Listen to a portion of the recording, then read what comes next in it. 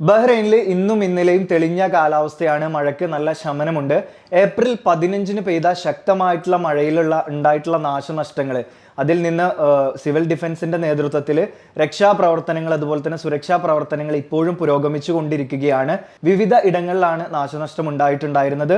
ഇത്തരത്തിൽ മഴക്കെടുതിയിൽ നാശനഷ്ടം സംഭവിച്ച ആളുകൾക്ക് Bahrain crown Prince and prime minister compensation പ്രഖ്യാപിച്ചിട്ടുണ്ട്. അതുപോലെ തന്നെ വിദ്യാഭ്യാസ സ്ഥാപനങ്ങൾക്കൊക്കെ അവധിയാണ്. ബുധൻ വ്യാഴം ദിവസങ്ങളിലും ഈ അവധി തുടരും. പിന്നീട് ഏപ്രിൽ 21 ഞായറാഴ്ച ആയിരിക്കും വിദ്യാഭ്യാസ സ്ഥാപനങ്ങൾ തുടർന്ന് പ്രവർത്തിക്കുക. വലിയ അപകടങ്ങളൊന്നും തന്നെ റിപ്പോർട്ട് ചെയ്തിട്ടില്ല. എങ്കിലും പല വീടുകളിലും വെള്ളം കയറിയിട്ടുണ്ടായിരുന്നു. വാഹനങ്ങളെല്ലാം വെള്ളത്തിൽ മുങ്ങിപ്പോയ ഒരവസ്ഥയും നമുക്ക് കാണാൻ സാധിച്ചിട്ടുണ്ടായിരുന്നു. വരുന്ന ദിവസങ്ങളിലും ജാഗ്രതാ നിർദ്ദേശമുണ്ട്. ഇത് 1-2 ദിവസങ്ങൾ കൂടി മഴ പെയ്തേക്കുമെന്ന് തന്നെയാണ് മുന്നറിയിപ്പുള്ളത്. അതുകൊണ്ട് ഇതുവരെ പാലിച്ച സുരക്ഷാ മുൻകരുതലുകൾ പൊതുജനങ്ങൾ വീണ്ടും എടുക്കണമെന്ന് അധികൃതർ മുന്നറിയിപ്പ് നൽകുന്നുണ്ട്.